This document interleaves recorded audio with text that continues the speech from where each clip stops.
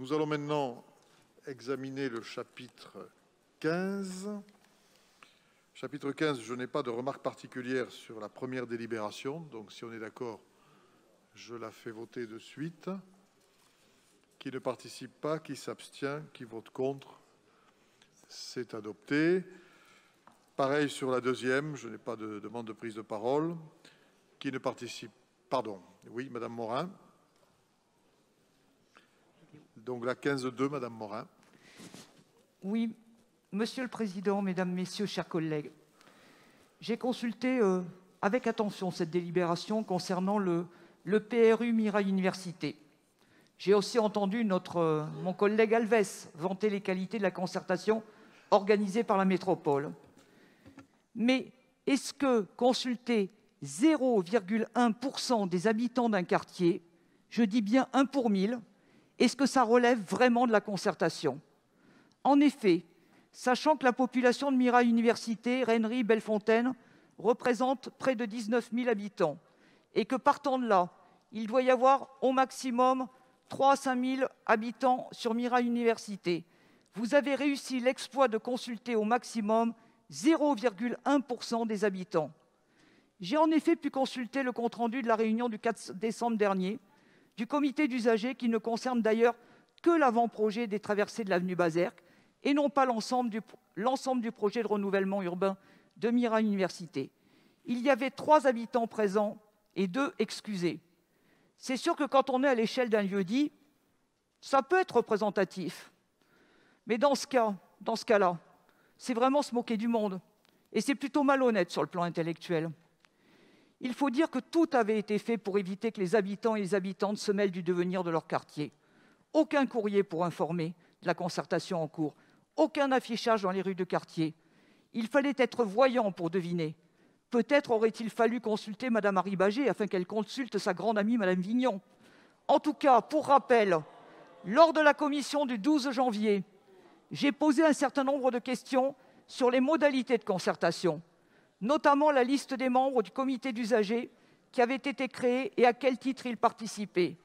J'ai aussi demandé à prendre connaissance des procès-verbaux de leurs réunions, demandé des détails sur la publicité organisée autour de la concertation, c'est-à-dire le texte et la taille des panneaux installés dans la rue, le nombre de panneaux et les lieux d'affichage de l'appel à participation à la concertation, la durée de la concertation, quelle publication, dans quels journaux. J'ai aussi demandé à connaître le nombre et le contenu des réponses qui sont arrivées sur la plateforme Je participe. Faute de réponse, j'ai relancé l'élu et les services concernés par mail ce mardi, mais je n'ai eu aucune réponse. Nous sommes donc face à un refus de transparence qui prive l'opposition d'éléments essentiels pour permettre un vote éclairé. De plus, concernant l'accès aux 10 et aux 12 chemins du Mirail, j'ai demandé si l'espace qui se situe au bas de l'escalier d'accès ces numéros est sur le domaine public ou appartient au bailleur patrimoine, dans le but de réaliser une rampe d'accès pour rendre accessible une quarantaine de logements desservis actuellement par un escalier.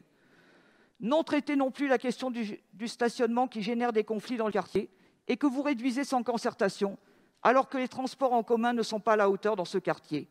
Encore une demande des habitants oubliée par la soi-disant concertation. Comme l'a souligné en son temps la Fondation Abbé Pierre, la rénovation urbaine ne peut se faire sans mobilisation des principaux intéressés. Une concertation active repose sur le partage du diagnostic préalable, l'association des habitantes et des usagers, tout au long de la mise en œuvre du projet et l'évaluation des effets de ce dernier auprès des habitantes, habitants et usagers et usagères. À ma connaissance, l'ANRU apporte des subventions aux actions de concertation et de communication visant les habitantes et habitants. La participation du public ayant une valeur constitutionnelle, puisqu'elle est fondée sur l'article 7 de la Charte de l'environnement, consacré par la loi constitutionnelle du 7 mars 2005. Ce principe a une importance toute particulière dans le cadre d'aménagement urbain, puisque ceux-ci peuvent affecter les conditions de vie des résidentes et résidentes. À noter aussi un arrêt important et récent du Conseil d'État sur le droit des élus locaux à disposer des documents particuliers avant un vote. En droit, les articles L221-21-7 et suivants du CGCT consacrent le droit à l'information des membres des assemblées délibérantes des collectivités territoriales.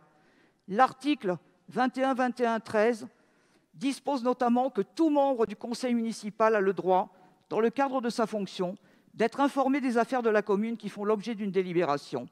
Le défaut d'information des élus est reconnu et je vous ferai grâce, au vu des nombreux juristes de votre équipe d'élus, de l'abondante jurisprudence sur le sujet. Donc je vous prierai dorénavant vraiment d'organiser des concertations dignes de ce nom et d'éviter de ne pas inviter les habitants pour recueillir leur avis. Nous donnerons un avis défavorable sur cette délibération compte tenu des conditions de sa présentation et compte tenu des conditions de la soi-disant concertation organisée. Je vous remercie. Y a-t-il d'autres interventions sur cette délibération? Donc nous allons voir ce qui s'est passé et connaître la vision de la concertation qui est celle de notre collègue Gaëtan Cognard. Je ne suis pas juriste, Madame Morin, mais j'ai aussi dans ma besace un article, le L103-2, suivant le Code de l'urbanisme. Alors je ne vais pas répéter les objectifs globaux de cet article, mais vous montrer et vous donner à voir ce qu'il a été fait pour le projet de Mirail Université. Il y a eu une parution d'un avis de concertation dans la presse au mois de mars 2018, la parution d'un avis de concertation aussi en août 2018. Il y a eu des affichages de cet avis sur Toulouse Métropole et à la mairie de quartier, une page interactive, je vous invite, et vous y êtes allé, je le sais, et vous avez raison, sur Je participe. Une page donc interactive, des ateliers de concertation le 9 avril à la salle polyvalente du Mirail. Une journée de permanence organisée le 11 avril 2018. Une soirée d'échange avec des adolescents fréquentant l'accueil jeune du Mirail. Une réunion publique organisée le 24 septembre 2018. Tout ça pour effectivement avoir cette base qui a été approuvée et pour pouvoir signer le contrat, le NPNRU, non pas le GPV, j'y reviens à chaque fois. Pour autant, pour l'objet de notre délibération qui est, je vous le rappelle, qui est de pouvoir valider les études préliminaires. Alors, on peut en être plutôt fier, car contrairement à ce qu'on a pu entendre, le grand projet de ville et les grands travaux ne ralentissent pas. Ce qui est envisagé sur ce secteur, c'est 20 millions d'euros. Donc non, il n'y a pas de ralentissement sur ces objets-là. Donc, tout dernièrement, lors de la reprise, à partir de 2020, pour ces études préliminaires, il y a eu un courrier du 19 décembre 2020, fait par moi-même, car je suis aussi maire de quartier.